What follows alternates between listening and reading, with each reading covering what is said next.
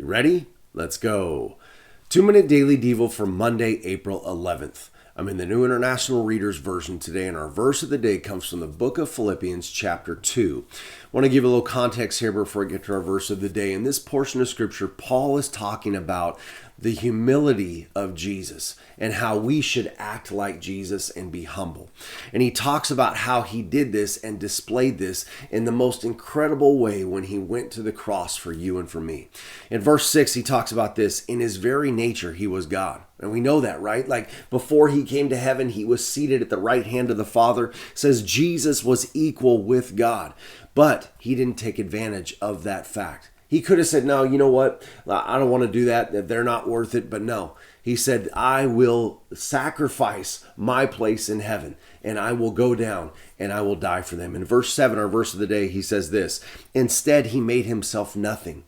And he did this by taking on the nature of a servant. He was made just like human beings. He appeared as a man. He was humble and obeyed God completely. He did this even though it led to his death. Even worse, he died on a cross. Think about that.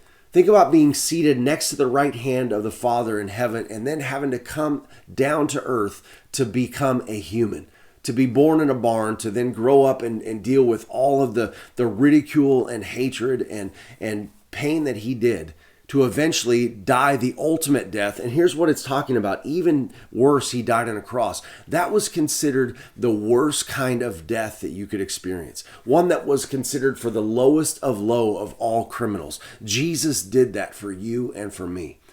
And he is asking us, hey, you guys need to be humble too. Put away any pride that you have. And look what Jesus did for us, right? We need to have that same kind of humility. And I want you to think about that as we get into Easter week here. Think about what Jesus did. It wasn't just going to the cross, which was worse, obviously the worst penalty and pain that there could be. I can't even imagine what he went through. But think about everything else that Jesus did for you and for me. That he left heaven to become a man. He was born in a barn. He endured the pain and the agony and everything else that we did. And he didn't have to do any of it, but he chose to. He humbled himself and died the death for you and for me so that we could be saved.